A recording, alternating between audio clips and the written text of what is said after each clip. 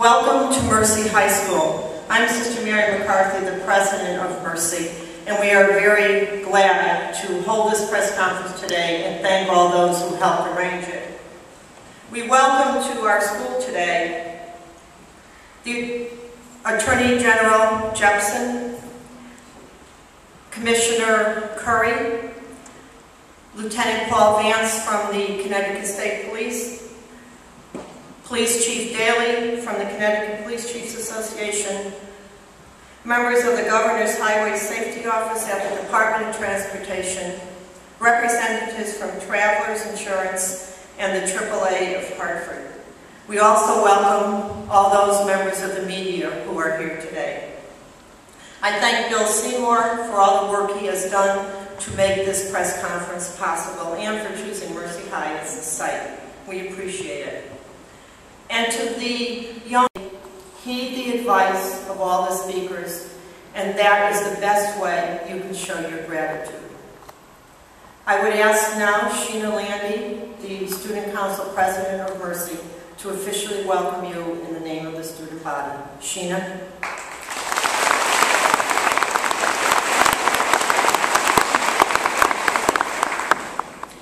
It is my pleasure to welcome everyone to Mercy High School. Motor vehicle crashes caused by teen drivers are the leading cause of death for teens in America today. All teens and adults need to do their part in reducing these statistics.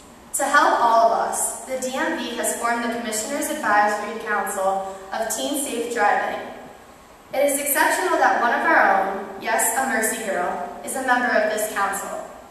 For 2 years, Juhi Gupta, a member of the senior class, has been working with the DMV Commissioner's Advisory Council on teen safe driving.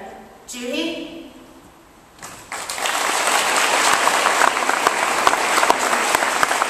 Thank you, Sheena. As Sheena just mentioned, I am a member of the Commissioner's Advisory Council on teen safe driving. And I am also an advisor to the Teen Safe Driving Video Contest this year. We have a special guest with us today. George Jepsen is the 24th Attorney General to serve Connecticut since the office was established in 1897. He took office on January 5, 2011. The Attorney General is a constitutional officer, the state's chief legal officer, and serves as legal counsel to all state agencies. Under state statutes and the Connecticut Constitution, the Attorney General has authority over all civil matters and is responsible for representing the people of Connecticut and the broader public interest. It is an honor to welcome and introduce our Attorney General, George Jepsen.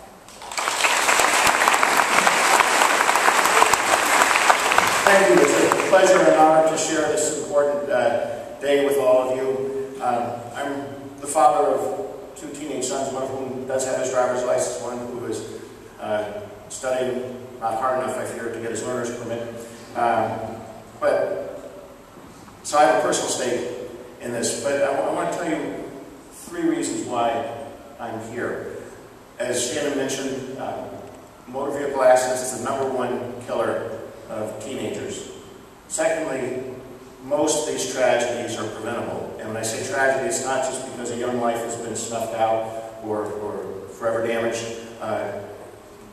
Consequences of a bad accident on other family members is devastating. It's something that families never get over, the loss of a daughter, a son, a niece, a nephew, a grandchild. And third, teenage driving laws that we now have in effect work. They work extremely well. Accidents involving teens are down since they were in effect 4 years ago, and deaths are down 28%, which is a real accomplishment. The message I want to leave with you is that as young drivers, you need to internalize this. And I think that laws help change the culture in which we operate, but we also need to be out there with a strong positive messages about why the change is necessary. I can think in my own adult lifetime of at least 3 examples of how persistent positive messaging has changed the culture, changed the way we think. Drinking and driving, use of seatbelts, secondhand smoke. It used to be when I was your age that people thought nothing about lighting up a cigarette in somebody else's presence. Use of seatbelts, which did not become mandatory until I was about your age, was routinely ignored. kids, when I was your age and in my 20s, were much less likely to invoke safe rides and make sure people got home safely from a night out. We've changed the culture in all these areas, and lives are being saved as a result. And so, again, the positive message is that these laws do work. And I certainly encourage you to live up to them and obey them, because it will save lives. Thank you.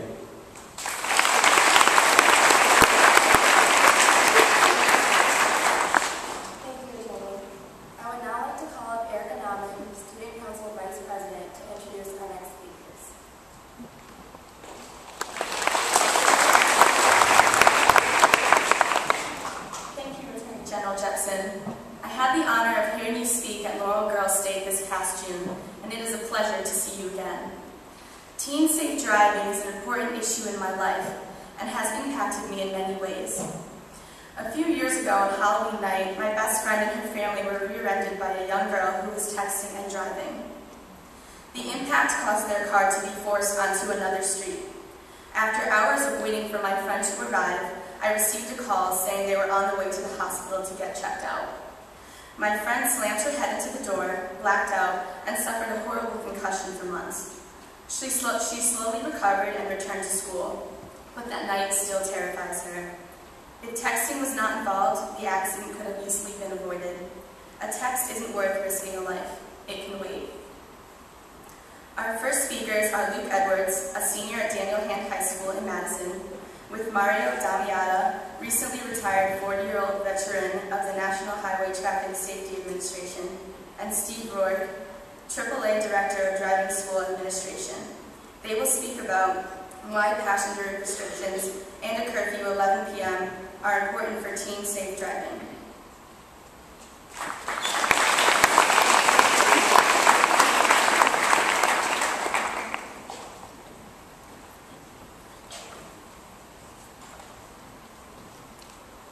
Good morning. The first thing I would like to talk about today is passenger restrictions in cars and why they're important. While driving, the main focus of the driver should be keep their eyes on the road at all times.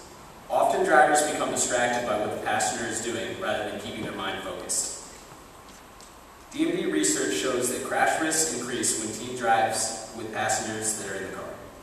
As the number of passengers increases, the risk increases as well. Car crashes remain the #1 cause of death for teens. Teens have a crash rate 4 times higher than that of adult drivers. Having a passenger in the car for the first 12 months without being licensed is an unnecessary risk for the passenger. The next topic I would like to talk about is why curfew at 11 o'clock is important for teen safe driving. For new drivers, unsupervised nighttime driving is highly dangerous. Statistics show that while only 15% of drivers' miles occur at night, 40% of fatal crashes occur at that time. Teens and parents should also note their state nighttime driving restrictions. In the state of Connecticut, the law is you need to be in by 11 p.m. unless for religious, work, or emergencies. Yes, this can be a hassle for some of us, but the curfew has also saved lives. States with nighttime driving restrictions show reductions in crashes of up to 60%.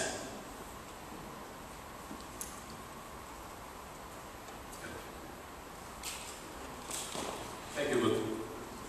It's encouraging to hear everyone so far has referred to accidents as crashes.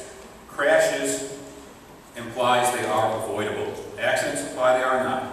If we follow the graduated driver's licensing laws, such as the curfew and a restriction on passengers and limiting distractions inside the car, we can prevent the accidents and prevent them from becoming crashes.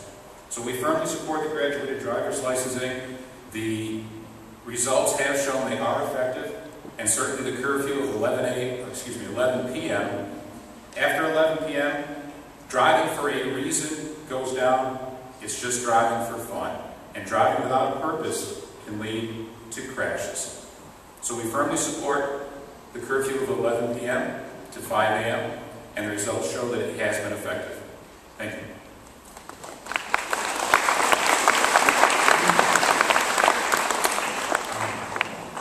Hi. I would just say, this is a pretty exciting period of your life right now, being 16 and 17. I can vaguely remember what that was like many years ago. And we've come a long way in highway safety. No one ever thought of graduated licensing laws back in the 60s or 70s. Researchers began to tell us that, teens obviously took too many risks, did not have enough experience behind the wheel, and the whole idea of phasing in the driving test was extremely important.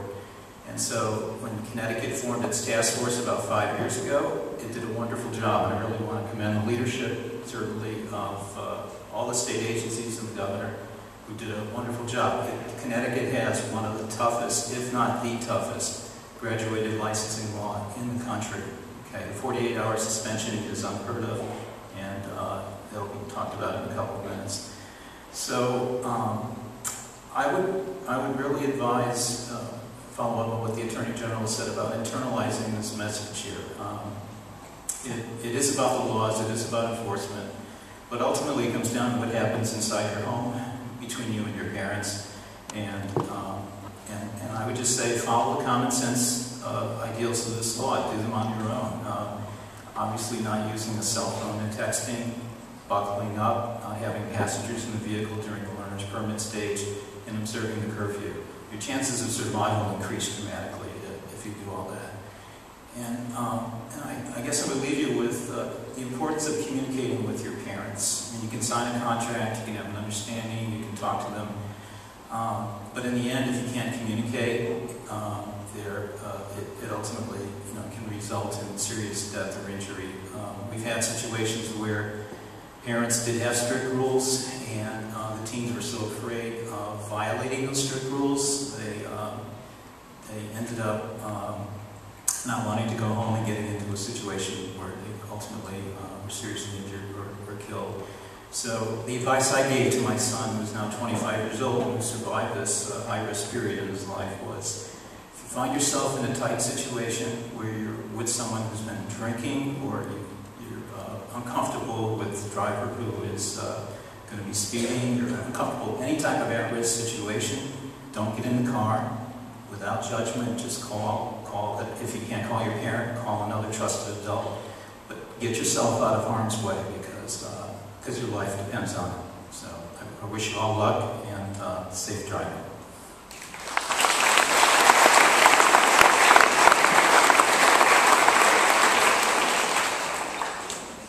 Why a ban on teen drivers using cell phones and texting creates a safer environment will be explained by Daniel Kahn, a graduated senior from Berlin High School, and Department of Motor Vehicles Commissioner Melody A. Curry.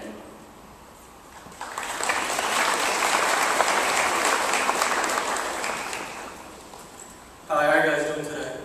I'm going to have to, ask you guys to excuse me for a second because my speech is on my cell phone, so I'm going to load it here for you.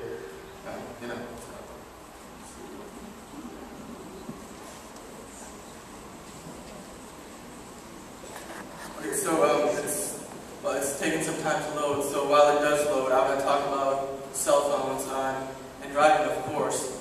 Cell phones are really useful today. I mean, today's world, if you don't have a cell phone, you cannot be productive. So it's a really great tool.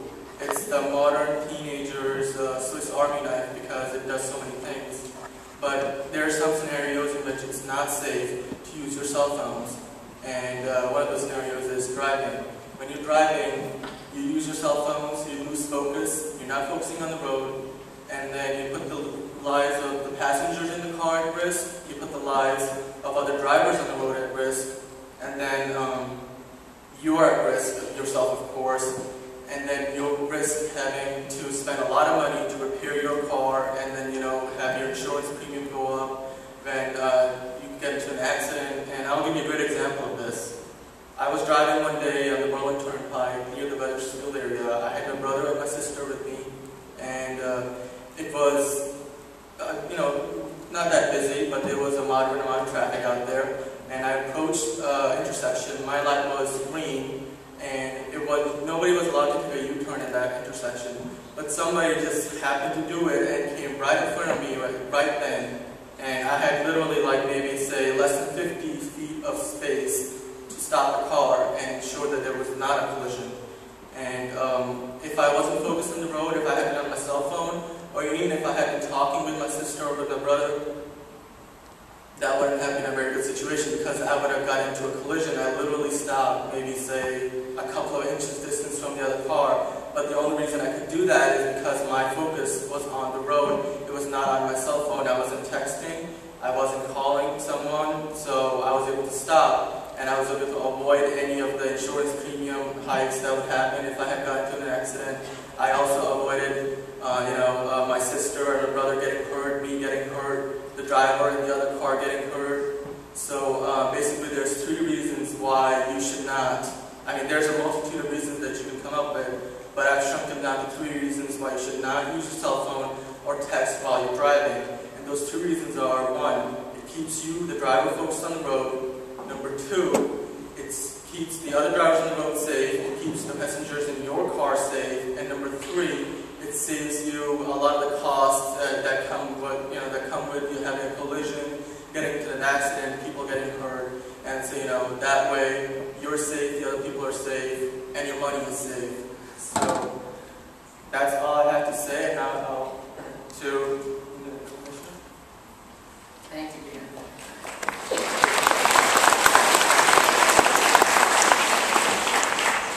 First I'd like to thank Sister for organizing outside so well. So many times you arrive at different events and you don't know where to park, you don't know where to go. You have it covered, Sister. Thank you. It makes you feel very welcome to your school, I have to tell you. And I thank you for that today. When I look around the gym, I feel a great sense of community here. I look at your cross country, your tennis, your different sports that you've excelled in, and I know that you're excelling academically as well. So I'm in hopes that from you, you will listen and get the message here loud and clear today. Don't use the cell phone when you're driving. Bottom line. I also know that part of what connects you to this community, however, is your cell phone.